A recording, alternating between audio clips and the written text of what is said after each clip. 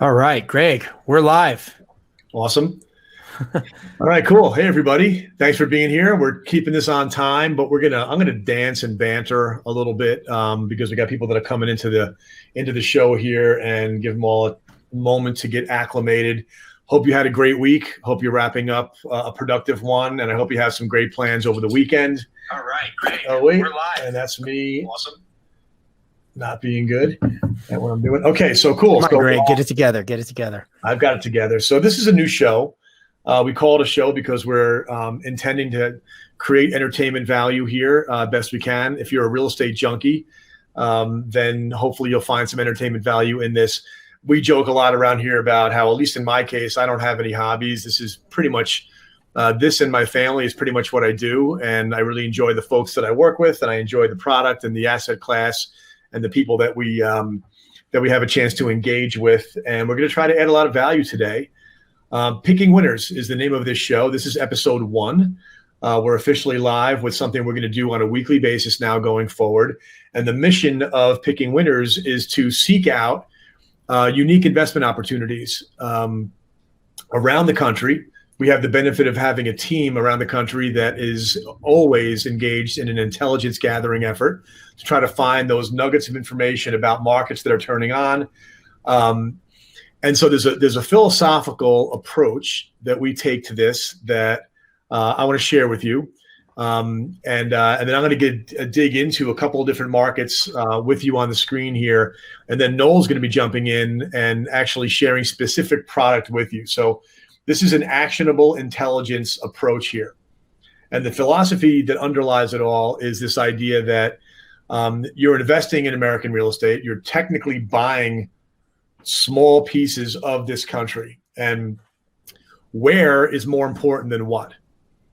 Okay, if you think of this and you include the dimension of time in the way that you look at it, like I buy property, I hold it for 20 years, right? That's my plan. So I have the opportunity to view this through the prism of how time impacts it, and where I buy is more important than what I buy. What I buy is obviously important, right? I'm not saying which house you choose is not relevant. But what Picking Winners is about, and what certainly today and probably most of our shows going forward are, the what is a brand new home. We're going to examine the where. We're going to share intelligence that we've gathered, some of it data-driven, a lot of it research-driven, boots on the ground, people in planning board meetings, learning about expansions of certain parts of these suburbs around these cities in the U.S., and sharing that with you, and then bringing it down to the granular level where there's actually brand new homes available to purchase right now in the markets that we're talking about. All right. So when I say where is more important than what, the idea is find markets that have what I like to call lift. What's lift? Upward pressure on values and upward pressure on rents due to population trends, migration patterns, demographic trends, things that are shifting in the economy that create demand in places and elevate demand in places, thereby pressing up values and rents. And if you can learn how to view phone's blowing up. If you can learn how to view the path of progress here, if you start to see the shifting plates of earth and where people are going and why they're going there, and you get confident enough that you can get out ahead of that, you make investments in places that are already popping but about to pop even more. So that's what Picking Winners is about. So I think we're good to go, Noel. If you, by the way, I'm Greg Rand. I'm the Chief Strategy Officer at Renters Warehouse. Noel Christopher, he's the Senior Vice President of Portfolio Services at Renters Warehouse. Say hi, Noel. Hello, everyone. Thanks for joining. Really appreciate you being here. This is going to be a great show. Yep. Cool, man. So let me go ahead. I'm going to share my screen. I'm going to start bringing you through this journey of what we've got to share with you today. So my face is going to go away. Okay, so what you're going to see in a second is a map of the United States, all right? And that reinforces what I was saying before about how we view this, that the product that you're investing in, the investment category, is the United States. And I'm not being philosophical or fluffy about that. You're technically getting a deed to a piece of it. And the pursuit that we are after as investors is to accumulate as big of a footprint of this country as we can. So yeah, you can buy the United States. Great idea, right? So we're going to be focusing on Houston and Birmingham today, but One of the things that we look for as a starting point to try to find these places that have lift is you look at a metro area, any metro area, and what tends to happen is that within the city center, that's where the city began, right? The city center is where it all started, and then you have these concentric rings. Usually, you have a beltway going around it. Then maybe a second ring of highways around that, and you could see from a shot of Google Earth here in Houston, you can see just visibly where the population growth has been, right? Where the density of population is, where the development has been more dense, and it doesn't all. It's not like you're dropping a pebble into a pond and it just ripples out evenly. It ripples out, but it ripples out unevenly, right? Suburbs develop at different paces from each other, and so no matter where you go in the country, you'll find the parts of that MSA, that metro area suburb, that are more expensive than others, and you can sort of figure out why, right? I grew up in New York. New York's a city that's been around for a long time, so I've been able to see this played out over a 180-year period of time as we really study the way New York developed. But suburbs that are the same distance from Manhattan are vastly different in terms of the values and the rents of the real estate, and it has to do with the branding of those markets. Westchester County as a brand. It has to do with mass transit and transportation into the city. It has to do with the way these places were developed and when they were developed. And what it presents is an opportunity that you can look at Houston and say, where's the late bloomer, right? Where are the places that are going through changes that are going to give me that lift in the future? So we spent some time with Rich Drake, who is our franchisee down in Houston, a real estate junkie extraordinaire. And he shared some things with us. We went down, we visited, and I'm going to show you now what we learned. So most people understand that Houston is very dependent on the energy industry. Biggest chunk of its employment base is in the energy industry. Sometimes people think that when oil prices drop, which they have, and when therefore gas prices drop, and when therefore the energy industry is going to go through a contraction, that cities like Houston are in for a really tough time.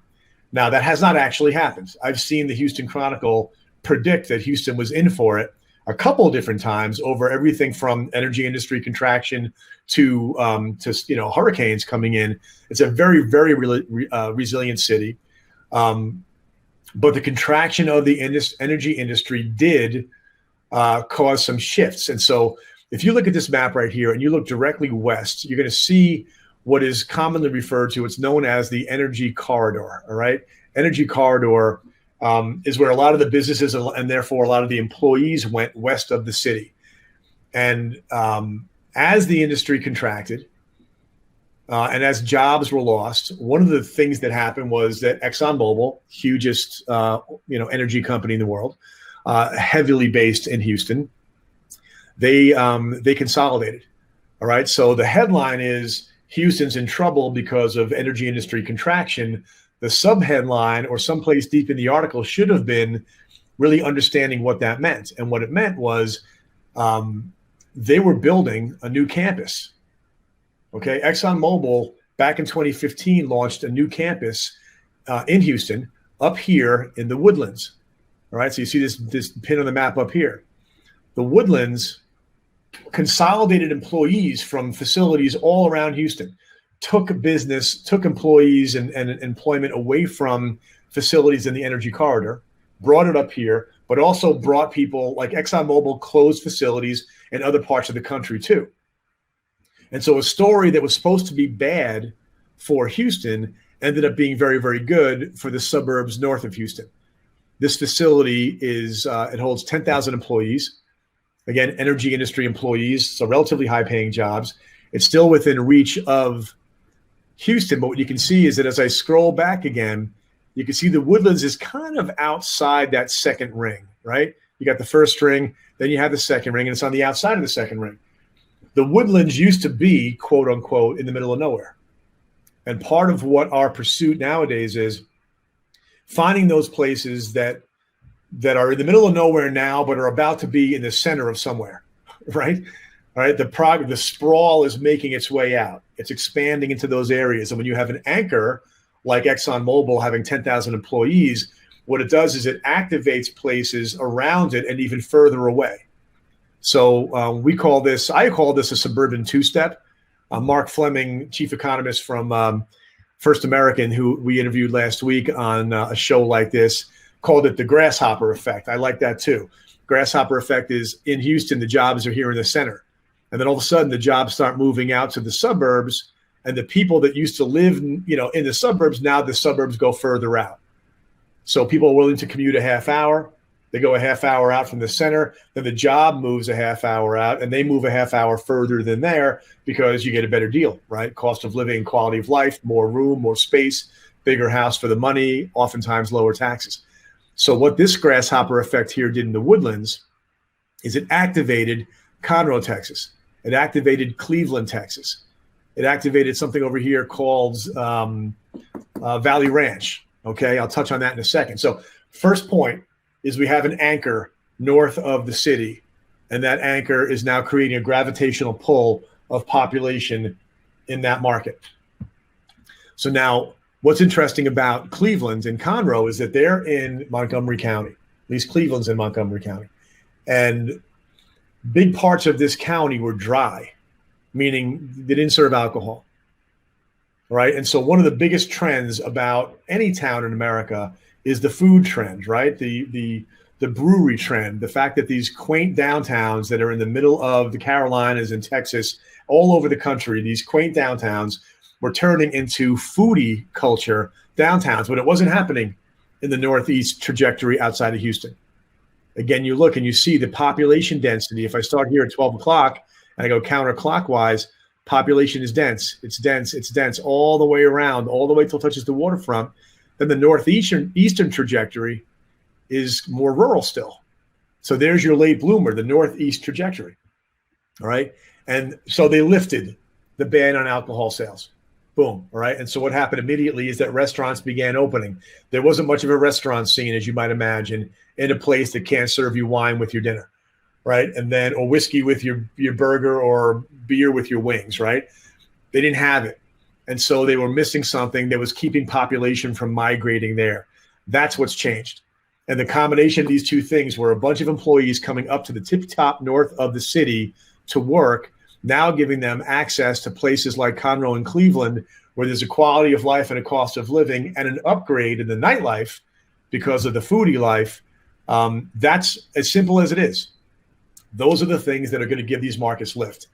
And so if I showed you real quick, let me just give you a quick glimpse at a quick analysis I did here. Here are two charts that come off of, in this case, I grabbed them from Zillow because they got down to the granular level and helped to illustrate a point. The green line is when the Exxon campus opened back in 2015, okay? The energy corridor, as you can see, had a good bump in property values as the economy recovered after the housing crisis, but after that, it kind of hung around, right? An erosion of a job base in a place like Houston is not going to kill the housing market in the energy corridor, but it didn't help it, all right? And so that part of Houston didn't see much in the way of appreciation. That's not lift. Then you go to Cleveland and you can see that it was down, the average price was down just under $100,000 back when that facility opened up in the Woodlands, and you can see that it made its way up closer to 150. So there was actually a 61% increase in the average property value in Cleveland, Texas in the last 5 years. That's lift. That's it, okay? This is very, very common sense. If you understand people, why they go where they go, what the reasons are why they go there, are they going to continue to go there? Is it going to attract people? The answer is yes. And now here's the sugar on top, or the icing on top. This is all happening before COVID, and now it's all accelerating, right? The big takeaway for me with the COVID experience is that a whole bunch of things that were already happening are just accelerating. They're happening faster, all right? And it's across the board. People leaving New York to go down to Florida. We're getting 10 years worth of that migration inside of 1 year. People leaving closer into the city, or people who are working in the city who are no longer going to commute to an office in that city, going out and making their way out to the exurbs. Noel has been identifying that second home markets all around the country are changing from being second home markets to being primary residence markets, I mean, he lives in Steamboat Springs, Colorado, right? There's no jobs there except for through his Zoom camera, right? But he's seeing that tipped him off, and now he's noticing everywhere that second home markets are catching on. All this stuff is happening more quickly. Amazon is eating Macy's. They were already doing that. It's just happening faster, right? So COVID is the great accelerator of sort of mega trends in population and demographics. And that benefits these places that are these outlying suburbs that when you see a 61% increase in property value in Cleveland, Texas, before COVID, just because of the natural migration up that way, the things that I've talked about with the changing landscape and the Woodlands employment base, now that's all going to go faster. All right, so when I'm done in about 5 minutes, Noel's going to jump in and actually show you brand new homes that we have got listed here in Cleveland that have tenants in place. I told you when I opened up that we want this to be an actionable show, all right? So we share really fresh market intel that was gleaned from a combination of data analysis and boots on the ground research, right? The NSA and the CIA operative on the ground, right? If I want to self-aggrandize our team here. That then translates to small batches of brand new homes that we are being given the chance to sell. And that's important. They're small batches because this stuff is selling so fast that builders are actually reluctant to carve any out and give them to us. So they give us small packages of these things. I think we have 17 in Cleveland, Texas. I think they're going to be gone relatively quickly. In fact, geez, since we launched this program of working with new builds, we call it RW Select. It's a selection of brand new homes for investors. We had 1,700 properties submitted to our program by builders since the end of May, and they all sold by the end of August. 1,700 houses. We didn't sell that many of them, okay, because the builders had such a rush of activity coming into them that they were selling these houses like hotcakes to John and Jane home buyer. So that's who investors are competing with. We know that. They're rabid right now to get these houses because they want to get out of the city. And so these are short-term opportunities that we're trying to tee up for you, explain them for you. And if you're interested in pouncing on them, I'm pretty sure those 17 houses are going to be gone, whether we sold them or somebody walked into the model and bought it directly from the builder. But don't hesitate if you like what you hear to make contact with Noel and take action.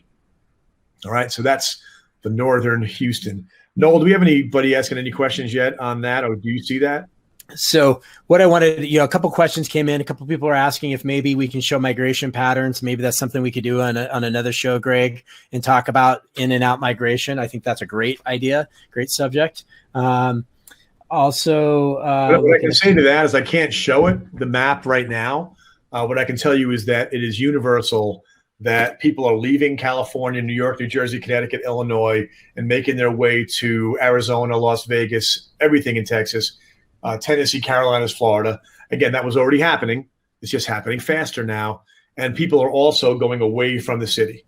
I know I might have mentioned that, but I think it's worth reinforcing that those two trends are happening, and Houston is benefiting from both of them. And the outskirts of Houston is benefiting from both of them. So when you see what 250 grand gets you, which I think Noel's going to show you now, up in Cleveland, I think it's pretty amazing. Actually, it's on the screen now. Yep. So a couple notes on that too. Where we're going right now is our RW Select website. The whole point of this is to educate and then show real opportunities. We're not in the big business. We are in the big business of selling real estate. That's what we do. We're not here just to schlep properties. But the fact is, as Greg pointed out earlier, the demand for single family homes across the board is unprecedented right now. It is unbelievable. That is pushing the yields down, but not out of reach. What it is doing is it's pushing some of the yields out of reach for some of the larger institutional funds because they're really yield driven. But when you're looking at these properties, we're really looking at the cash flow, and we're seeing a lot of 1031 exchange money, for example, coming out of New York, coming out of retail in office and multifamily, and coming into the single family rental space. And just to give a quick thing, Greg, I know we didn't touch on this as much, but there's some benefits to that, right? So you're looking at a house here that it's worth $252,000 now. What's it going to be worth in 10 years? Just based off the home value, not even talking about the income of the property. The income of the property is even, icing on the cake, or you could say the appreciation is icing on the cake, I guess. Well, that's an important point, that the institutional investors in this space, which were instrumental in the professionalization of SFR, if I heard it once, I heard it 50 times, that you can't count on appreciation, you only buy on yield. And I understand that because they're borrowing money at a certain rate. They have to deploy it and generate income. And the people that are deploying the capital to them, they're going to win on appreciation. Invitation Homes won on appreciation. The cash flow was how they raised the capital and then gave them the staying power to wait for that appreciation. But as smaller investors, you have to be thinking about both yield and appreciation. Otherwise, like, this is not a 4.5% or 5% investment. It's a 10 or 12% investment because it's got yield and it's got appreciation. And if you're looking to build wealth in a household, that's the combination that you need. And when we're looking at the yields on these, for example, I'm going to pull this one up here. We're looking at what we call the yield on cost. It's going to take a second since we're pulling a lot of bandwidth. So the yield on cost is just, what is the yield, cash on cash, you buy the house today. That yield isn't taking into account the appreciation. It's not taking into account your tax advantages, such as cost segregation, which can increase the yield up to 3 to 4 points in the first 4 or 5 years. So there's a lot of things that we're not experts on that we'll bring some people on in the future to talk about those things, especially about the cost segregation. But we're looking at just the yield on cost and the cash flow of that property. You take into account the market, the appreciation of the market, your tax benefits, things like that. You're going to have a rate of return that is much, much higher. Most of the time when a fund looks at buying a property, on their back end model, it's different. But when they look at buying a property, they're just looking at the yield on cost. And if they need to hit a 6% yield, they've got to hit a 6% yield. So they're not buying that property if it's at F5.5.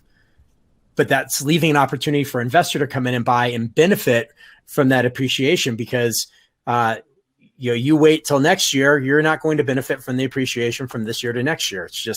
Let me jump in now, because there are a lot of people missing a lot of great investments because they pay attention to yield only and they don't have a good way of forecasting the appreciation rate. And so if you did that, here's a list of the cities you didn't invest in the last 10 years. Denver, Colorado, Washington, D.C. suburbs, Raleigh, North Carolina, Austin, Texas. The list of markets that are off your list now: Nashville, Tennessee, Charlotte, North Carolina, off your list. Why? Because they dip down into the low 5s or high 4s in terms of yield. But if you're a small investor and you're not locked onto a strategy that you use to raise capital, and you're looking at having this investment plan coalesce over time to create wealth, what you're doing, for example, in Cleveland, you're looking at this thing through the prism of elapsed time. What is it now? All right. Yield on cost now is, I think, mid 4s to high 4s on these things. That is not setting the world on fire. Okay. It's better than you're going to get with a bond, but it's not setting the world on fire. But there's 6% appreciation properties. That's been the average over the last 20 years, has been 6%. It's been much more than I told you, 61% in 5 years. So we can't guarantee any of that. All right. But what you're doing here is trying to pick winners. And the picking winners is, what can you do if demand in that whole northern sort of exurb of Houston is catching fire right now because of the things we talked about. And if Cleveland, which was in the middle of nowhere before, is now in the center of everything for certain people, how long does it take you to push your rent up a little bit at a time until that property that you bought for $235,000 and was yielding sub 5 is now yielding north of 5, north of 5.5, north of 6 over time? You build your way to it. A lot of property managers don't raise the rents with the appreciation of the market. If your house got more valuable by a factor of 6%, it became 6% more valuable in a year, your rent theoretically can go as high as that in the following year, or at least in the trailing years. And so we've gotten really good as a company at knowing what the rent should be and not just phoning that in. A lot of people just phone it in. I've done it myself as a landlord. They're happy there. Just renew the lease, bump it $25 when I should have bumped it $75. And after a couple of leases, if I did that, I would have made it, a completely different picture. So I learned my lesson on that. But to Noel's point, you look at this thing of what are you going to do over the first 5 years of owning this property to make it yield a higher number. and have that all happen while the property is appreciating at an outsized pace. Yeah, it's interesting because we're dealing with lately in the single family rental space investors, a lot more commercial real estate investors coming in, and that appreciation that we deal with in single family rental and single family homes is a little bit foreign to them because they're really looking at, okay, what is the cap rate in a market? How can we increase rents? And that's it, right? Well, you've got a dual purpose here with a single family rental that you can benefit from the appreciation from the broader housing market and also benefit from the appreciation of your rent. And beyond all the tax benefits and things like that. I've just been scrolling through this a little bit to kind of show this property. But so this is a property that cash flows $10,000 a year at a 4.4% yield. That's just your cash on cash. That's not talking about that appreciation and what you're going to get a bump. And so a lot of people talk about, well, how long do you need to own to really make it worthwhile? My opinion, and Greg may think different or the same, is that you need to at least own for 5 years. You're looking at something that after 5 years, if you start looking at your cash flow and your appreciation and your equity, it starts really getting more interesting at year 5. I mean, year 5, you've got $11,500 in cash flow, and your equity, you're looking at a value of a house that you bought for $230,000 is worth $310,000. And that starts to mushroom out. This is not over the years, this is not let's buy now, hope the market appreciates 10% or 7% every year, which it probably won't. If you look at the trend line, it's what, Greg? 4%. 3.5 is the national average. 3.5 is the national average. When you see that's really noteworthy. And again, these things play out, right? So we've been doing this for more than 10 years, looking at these factors of migration patterns. I like to call it people watching, right? This all ties back to shelter over families. And if you could get a feel for what they're doing and why, and will it continue, which is what this is all about, we've been able to pick winning markets very accurately over a long period of time. So we're very confident in this. And so what I want to do is we're going to jump over to the next thing because we're 30 minutes in right now. Okay. Alabama. So I do want to point out a couple of things really quick on this.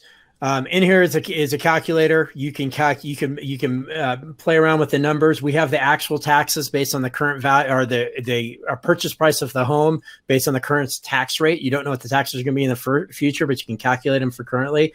We have pretty low management and maintenance costs in here because this is a new construction home that comes with, and most all of these homes, or all of them, will come with a builder warranty that warranties the construction of the house, the guts of the house, and then you have warranties on all your appliances and mechanicals and all of those things. So that greatly reduces your maintenance costs, and you pretty much have zero deferred maintenance for the first 5 or more years, and then you're going to have very low upkeep of these homes.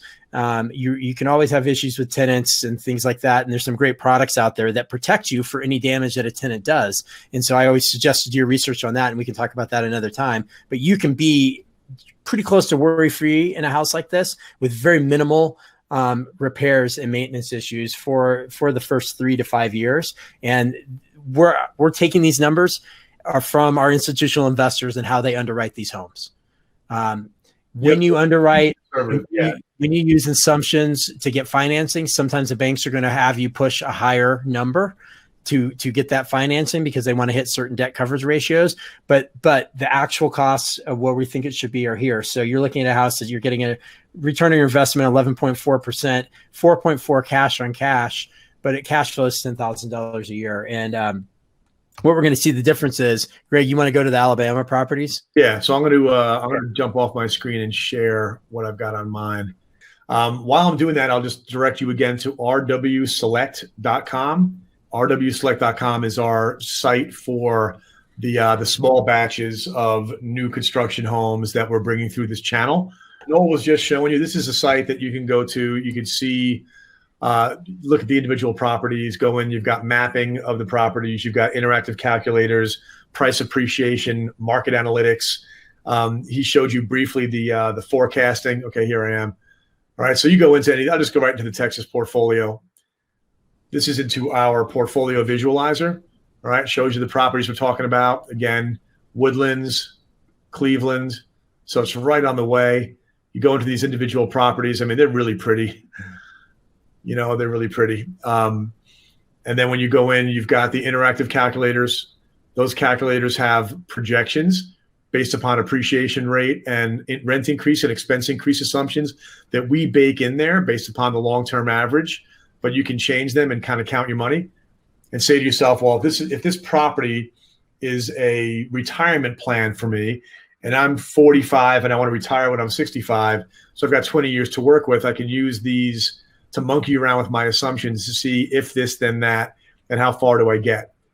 And then, of course, we've got the market data, which this shows the population increase. The price appreciation increase over time compared to the state and the country, population trends. All right. I mean, it's outrageous how steep the population growth is in this county and so forth. So we try to make it easy for you to do some of the institutional quality analysis that we do with our larger clients. We really develop these techniques with them, or they develop them, and we build technology to help them. It all came about over a decade, and now we kind of just put it out there for free for everybody to use it. So that's that, rwselect.com. And now I'm going to jump back. We're done with Houston for the time being, and we're going to go check out Birmingham. Take a little flight. I love Google Earth. So Birmingham is an interesting market because Alabama is a state that is maturing more slowly than other states in the South, right? So is Alabama the new Georgia, right? Is Kentucky the new Tennessee? Is Oklahoma the new Texas, right? All these things. The answer to all this is yes. It's just a matter of when and how long it's going to take. And as I've mentioned, I really believe we've got a lot of evidence that markets are developing at a pace now that's faster. So the map you're looking at of Birmingham, the yellow pins are the big manufacturing plants. So Birmingham, Alabama in general, has become over the last couple of decades a mecca for automotive manufacturing. You've got a big Mercedes-Benz facility in Tuscaloosa. You've got a really big Honda facility up in Lincoln and Talladega. Talladega, of course, the world-renowned race course there. And so the story here is very simple. You have a city that has not popped in terms of prices going through the roof. It's not like Charlotte or Nashville or any of the other places. It has not evolved to that point yet. But the question is the general migration down to the south, the glacial migration going down to the south, it's been going on for 50, 100 years, is that going to continue? Answer is yes. Is it going to make its way to Birmingham? Answer, it already has. What is the anchor, the employment anchor and the megatrend anchor in Birmingham? And I believe that it's the auto industry, okay? The auto industry, like if I show you, well, two things. One, you get a little visual here of here's Birmingham, here's Mercedes, here's Honda. And now here's the map of the properties that we have. Lincoln, Talladega, Tuscaloosa, or just near Tuscaloosa. So here's a really small batch, okay? But this builder is building properties behind it. So if you like the story, there's more inventory coming. These, again, are cute little houses, just working class houses. The yields are substantially higher. I'll leave that to Noel to go into. But I just wanted to draw your attention to the fact that the places where these properties are the same places where the auto industry is, which means that's who's going to be your tenant, right? You've got anchors that are driving prices up and attracting population. And I wanted to show you this. This came from a website, and I'm sharing you stuff on the browser because I want you to see that this is fun stuff if you're into it, to go out and research yourself. So I found this Alabama manufacturing facts. I wanted to illustrate a point. I found it in a matter of moments. Here is the output in billions of dollars of manufacturing in the state of Alabama. You notice what happened in 2016. It had already been going well. All right, the Honda plant, the Mercedes plant, all these things were expanding. There's other plants up in Huntsville, Alabama, where the same kind of thing is happening. Big Toyota, big Mazda, all that's going on. But look what happens in Alabama starting in 2016. It just took off. And I know you know why. right? The auto industry and manufacturing was front and center in 2016 after the election. It was a major election issue for all of these states in the Midwest. And I think you could basically say that the auto industry got muscled into bringing jobs back. Okay. Factories in Mexico were canceled. Factories in China were canceled. Expansions outside the U.S. were terminated in favor of expansion inside the U.S. And a lot of trade and tariff and tax was all brought to bear in terms of pressure to the auto industry. And what you see is output went through the roof. That's not stopping. That's not slowing down. All right. These things are permanent. So so what you're seeing here is an industry that was already anchored in these markets that is now catching fire in a renewed way, in a way that I believe is sustaining. And then you've got individual properties in these places, and I'll throw it to you, Noel. All right. So the difference is the big difference about these Alabama properties. For one, this is when we're looking at the Houston properties, we're looking at properties that were higher renting properties. So they were $1,600 and up. The tenant type could be anything from a working class to a professional tenant, a professional working tenant. In Alabama, you're getting a little bit more of a working class tenant, which is great because you've got great job fundamentals in that market with the auto companies. You've got defense companies also in the areas that we didn't talk about so much. But one of the biggest difference between these types of houses is taxes. So when we're looking at that house in Houston, the taxes were $5,700 a year.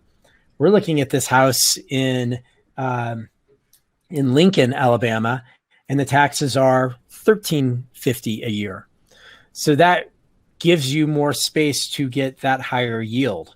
So we're looking at something that is yielding at a 6.29% with a gross yield of 8.62%. So the gross yield between the Houston property and the Alabama property were almost exactly the same. And the gross yield being just strictly what is the yearly income of the property and what's the purchase price. And that calculates that gross yield. But the net yield is much higher because taxes are lower. These are they're quality homes with granite countertops. Most of them have the black appliances. Sometimes you can also, if you choose, put in the stainless appliances. It's really more about what is acceptable within the market rather than what you think should be in a house. And that's something that's really important to understand, that especially if you're a newer investor, the things that you would look at as a finer finishes on a home that you would buy to live in are not the same types of things that you want on a home that you're going to use as a rental. It's really about what is right in the neighborhood, what's right for the home, and then also what's durable so that you have less maintenance, repairs and maintenance issues in the future, less deferred maintenance in the future as well.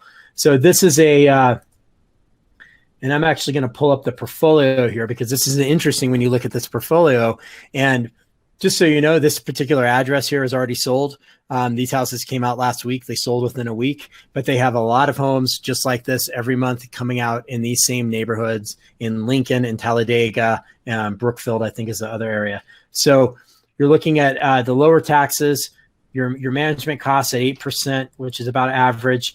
Very low expense ratio in this home compared to the home in Texas, which we're looking at a 45% expense ratio, where here we have a 27%. Now, Houston is probably going to appreciate a little bit faster than Alabama, but Alabama has been appreciating really well. Alabama is a strong market. We talk to home builders all the time, all over the country. And I can tell you hands down, all over the country, the homes are selling as fast as they can put them out.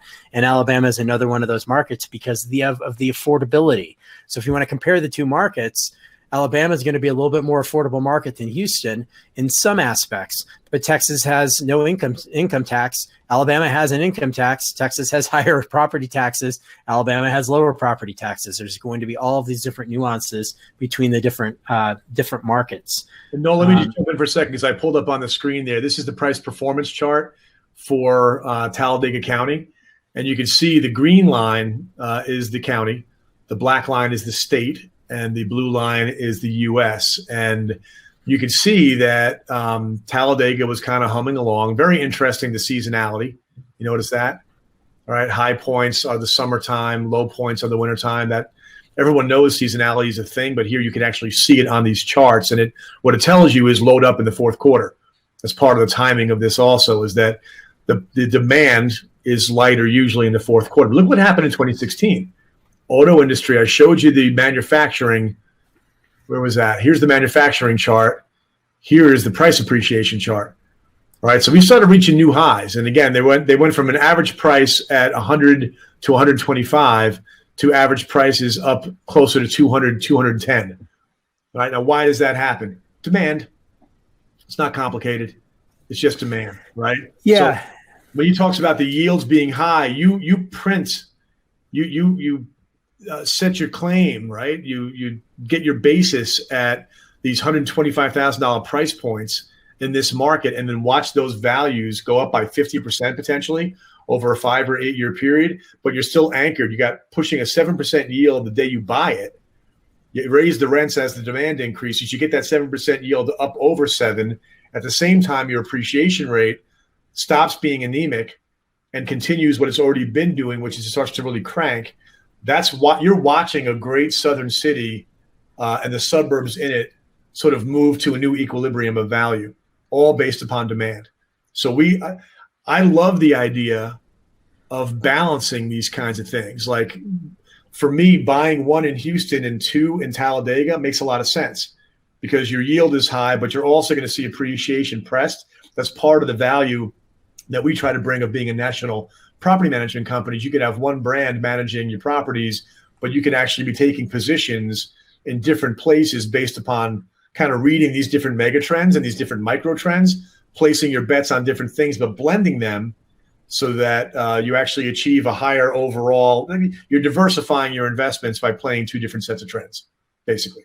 Yeah, and that's a point, and that's a great point. And also kind of to back on the seasonality, Greg and I have been doing this for a long time. And when we're buying for investors, I can tell you right now, the funds that we work with, we're getting into the fourth quarter here. They are wanting to ramp up their acquisitions because they know typically the seasonality of pricing, the values go down a little bit, and so they could pick up a couple of extra points on the acquisition price to help their yield. So now is a really good time to be buying, and with the advent of companies like ourselves and other strong rental companies and the rental market's becoming a little bit less seasonality. So where there is demand year around, maybe you're talking December, not as much, but we've seen this in Alabama where we purchased several hundred properties right in the middle of the winter and we rented them all out because the demand was there. People are moving right now at all times of the year, especially with remote working and remote school.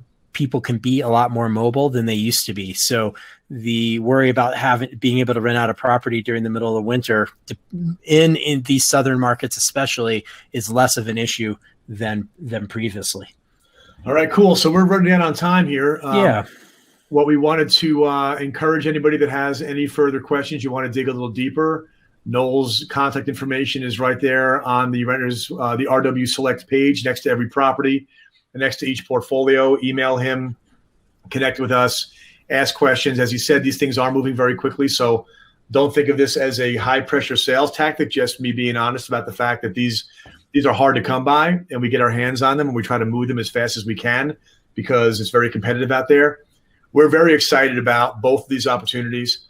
We think that you're going to do well if you take positions in both of these cities. The fundamentals are there and the houses are brand spanking new. So it just becomes an easy way to invest. You don't have to do the whole buy a junky house and fix it up thing. I can't do that. I don't like doing that. I like making my money based upon the intuition and the data to figure out where the progress is moving and then buy there before it gets fully there and then see my values go up, not because I bought a junker and fixed it up, but because I bought a winner in a winning place, and then all boats rose with that tide. Couldn't agree more, Greg. Appreciate everyone coming on the call. Feel free to reach out, and we're gonna start doing these every week. we're going to have a couple different things we're going to do. We're going to do this picking winners show. And then we're also just going to do an SFR Pulse show that the picking winners is more driven by Greg. The SFR Pulse is more driven by me, which is kind of what we are already doing anyways in the content that we put out. And we're going to be doing a lot more of this. So I really appreciate everybody coming on. Yeah. Hey, thanks for being here. Hope you have a great weekend. Noel, good job, partner. Always a blast. Thank you. All right. All right. Peace. Peace out. Thank you.